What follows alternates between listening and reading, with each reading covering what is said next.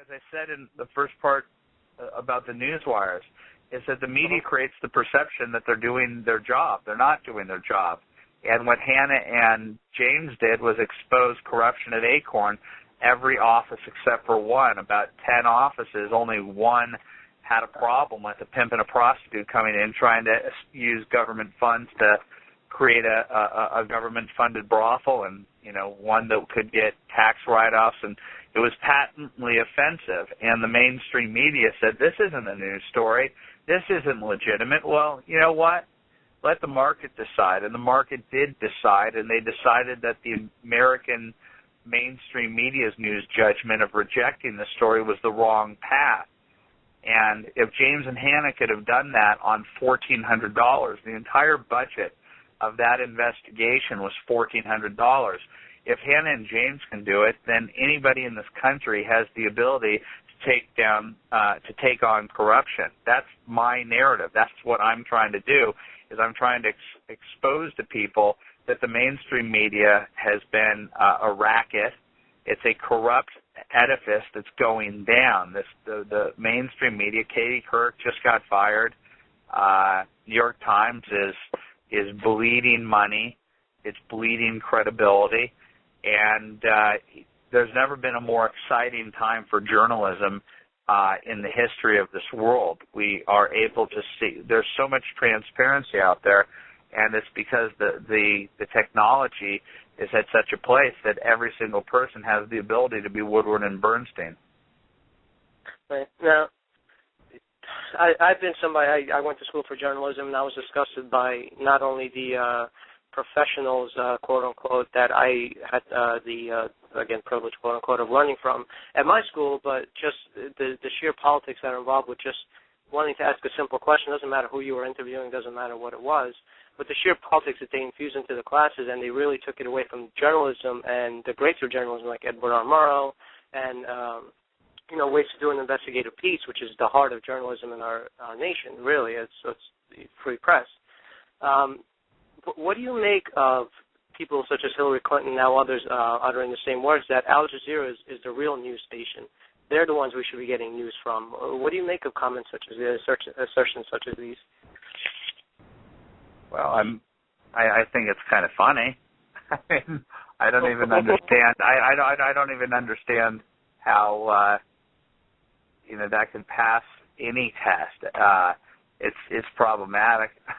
Hillary Clinton is right now looked upon as being just such a wonderful person, because anybody compared to Barack Obama is wonderful, but she was the first person who said, about 12 or 13 years ago, when the new media started to happen, in which the gatekeepers that were her friends at Columbia University, at the Columbia Journalism Review, and at ABC, CBS, and NBC, all of her liberal friends were starting to realize that they were losing the power to control the American narrative, and she was the one that said that we need more gatekeepers. She didn't like the idea of the Internet. She didn't like the fact that in the old guard, Newsweek killed the story about Monica Lewinsky, and then Matt Drudge came out there and reported the truth, and Matt Drudge reported the truth about Kathleen Willey. And she said, we need gatekeepers. And well, in her mind, the gatekeepers are the commissars. In her mindset, the gatekeepers are her friends, her anointed friends, her liberal friends who would control the narrative. And technology and the American liberty-loving, citizens have said, nope, we're going to do it our way, and we don't need our intellectual betters to tell us what's right and what's wrong. And I think that when you have a person who said that you need gatekeepers, meaning that there should be less citizen journalism, and then tells you that Al Jazeera is real news, shows you how great the divide is ideologically in this country. Mm-hmm.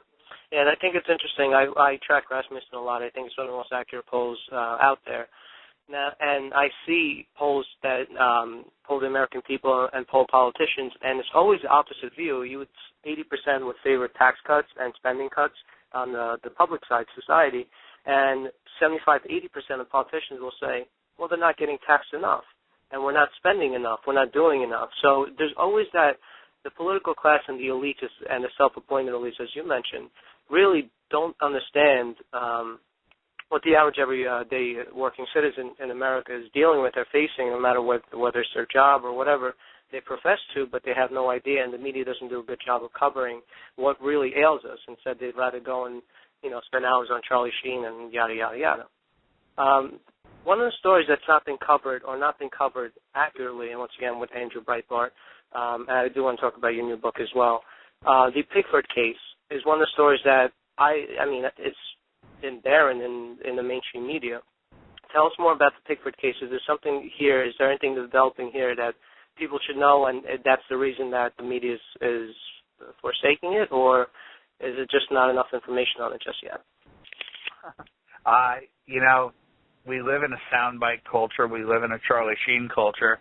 And the elites like to talk about how, the end of investigative journalism has died. Well, the Pigford case is pretty understandable. It's not pure rocket science, but it's not something that can easily be done in 2 to 3 minutes. John Stossel of Fox News did I think about a 5 to 6 minute segment on Pigford that really got down to the essence of what the problem is. His piece was called, Freeloaders, and Pigford was a segment in it. And I think he got down to the bottom of it, that this is fraud at the highest levels you can possibly imagine, that there was a case of black farmers in this country that came forward that was about discrimination at the USDA.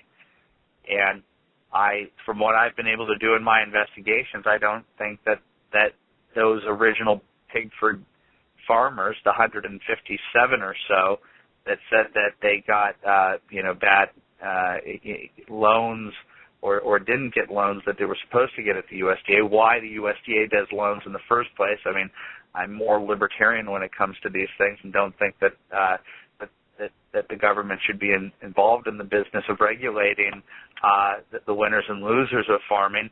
But if we are going to establish this, I don't think that black farmers should be discriminated against, and I think that there's a pretty good case that black farmers were discriminated against.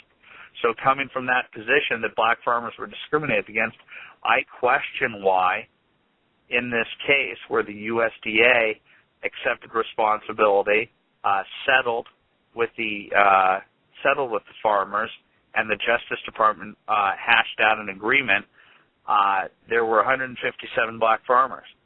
The advocates of Pigford said, there would be at most in this class action suit 2,500 to 3,000 people who would be paid.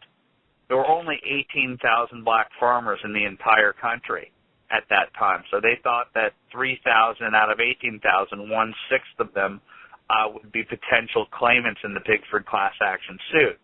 So when Pigford 1 ended, there were 22,500 claimants. There's something wrong right there, isn't there? I mean, that's basic math, right? There are more people now lining up at the trough to try and get paid money through Pigford. That's a problem, right? Right. Absolutely. Okay. And right. Go ahead. Okay, well, that's just Pigford 1. And so Barack Obama is running for the presidency in the year 2007. Pigford was supposed to be over. I mean, if you get involved in a lawsuit and the lawsuit is over, wouldn't you be upset if a lawyer called you up and said, "Hey, we're gonna start charging you again. I know we settled for $1 million here, but the people want more from you." No, we settled this lawsuit.